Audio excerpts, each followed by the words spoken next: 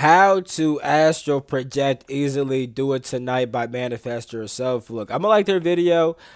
Like my video, support your boy. I do want to say real quick that I am pretty good with astral projection, and because of that, I will be giving my commentary on this video and letting you guys know if this is a good method. Because one thing about me, I don't sugarcoat stuff.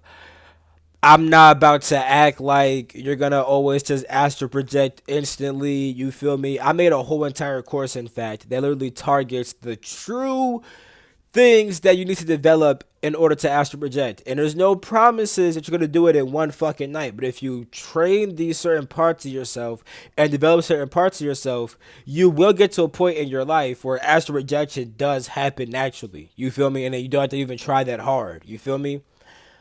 So I'm always a bit skeptical of methods that say do it tonight. Granted, there are methods that if you do it, you can have like a random astral projection experience. But if you want to really begin to have some mastery over it, you need to really develop certain parts of yourself. And that's what my course is called, the Astral Mastery course. Whether you want to lucid dream or have an out of body experience, that shit is going to really give you the tools as a beginner or even intermediate to pretty much build certain parts of yourself in order to gain eventual mastery over the astral plane. You feel me?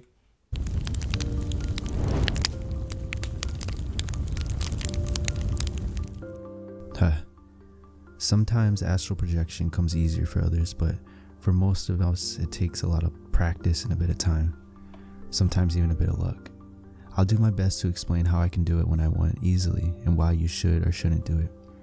So first off, is astral projection bad or dangerous? I don't think so. I mean, we do it naturally whether we remember it or not.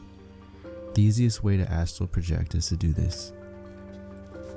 The trick is to have an active mind, not an active brain, but an active mind. Your brain is the one that thinks thoughts, but the mind is what observes them. Your brain does not think thoughts. Your intellect thinks thoughts. Your intellect is actually a faculty of your mind that's able to process. Not.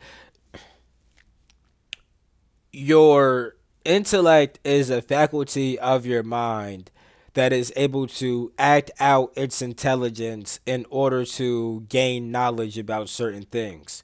Your brain is something that processes information. You feel me? So your brain doesn't think. Your brain just processes thoughts, but it's not thinking the thoughts. It's your intellect that's thinking the thoughts. You feel me? And you're pretty much just acting out your intelligence and sorting through what you know in order to gain more knowledge about something else. You feel me? Those thoughts. The best time to do this is when you take a nap because you're not really that tired, where you like fall asleep instantly, but you're tired enough to where you want to sleep.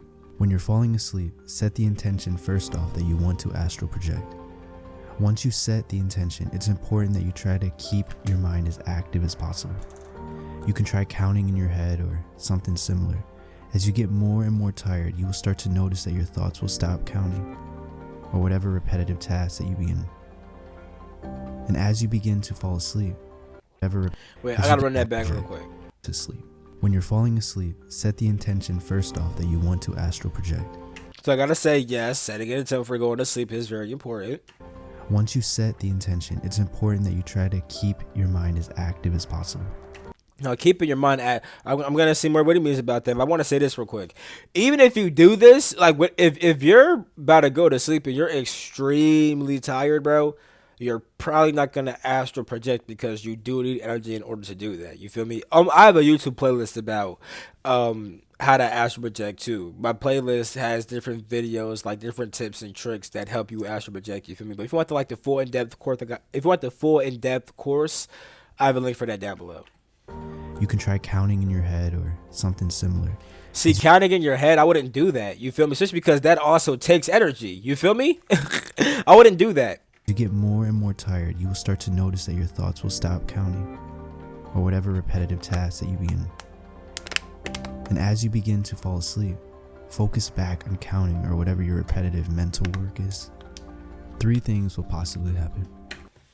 The thing is, I mean, I'm not gonna act like that would never work, but that's not the best thing to do if you're trying to astral project.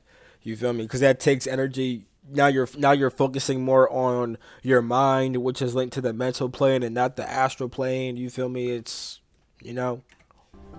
You will either fall asleep, go into a lucid dream, or astral project immediately. If you fell asleep, then repeat the process tomorrow or try again after you wake up if you have time. If you go into astral projection, See, this is why this could work for a person who has already developed their consciousness, developed their etheric body, developed their astral body, obtained energetic equilibrium, developed their imagination to be able to interpret imagery more and stuff like that, learn how to stop fantasizing opposed to just receiving imagery and stuff like that, learn how to understand symbolism and stuff. You know what I'm saying? Like that, if a nigga developed all that shit like I teach, then this could become easy. If niggas develop the astral state of consciousness and stuff like that, and the other substates that are needed to create that main state, you feel me? Then I could see that. But you know what I'm saying? It's like, you know? right away, then congrats. If you go into a lucid dream, then follow these instructions. In the lucid dream, you need to notice things. Notice your surroundings. Look at the wall, the people, your hands. Start a dialogue about these things like, oh, this wall feels rough. And just getting more and more aware of your lucid dream surroundings. Next is I want you to remember something. Remember that this lucid dream is actually an astral projection in itself. Think of a lucid dream as an astral projection that hasn't loaded its 4K quality yet. I wouldn't say that. I'd say that a dream is a form of astral projection. You're just not fully outside of your own being. You feel me? Like, when you have a dream, you're in the astral layer of your own mind. You feel me? You just haven't fully left your mind yet. When you have a full out of body, truly, you leave the bounds of your body and your mind. You feel me? The more you realize this, in fact, is an astral projection, the quality and the feelings begin to raise until, and if done correctly, will flip. Now this is where it can get scary for me. Now the thing is, you can't be in a dream and then leave your body from a dream. That is a fact. You feel me? Facts. You definitely can. And it's actually easier since you're already since you're already outside of the bounds of your physical body. You just need to try to set the bounds on your mind now. Most people, the lucid dream suddenly feels just as real as your waking reality. When I first done this, it was by accident, and I was so scared that I thought I died. I thought I was in a coma or something. And you remember every single thing about your waking reality, but you're in a totally different reality. So basically what a lucid dream and astral projection have in common are this. A lucid dream is an astral projection that's actually in another physical body, whether that's a future you or someone completely different. I have no answer for that. An astral projection is just the energy of you leaving your body, standing over your body, seeing your body. I feel the lucid dream approach is A lucid dream is a conscious astral experience that takes place inside of your own mind. Astral projecting is defined in two ways. Either projecting your astral body outside of your physical body or projecting your consciousness to the astral plane. An out of body experience is projecting your awareness outside of your body, usually through the vehicle of the astral body. You feel me? That's what it really is. a lot less scary, and Actually, you know what? That's how I define it. I won't say it's the absolute truth. That's how I define it. that's why I teach it in this way. Because in a lucid dream approach, you can easily go where you want and switch realities and do everything you do with an astral projection without having to look over your body when you first leave it.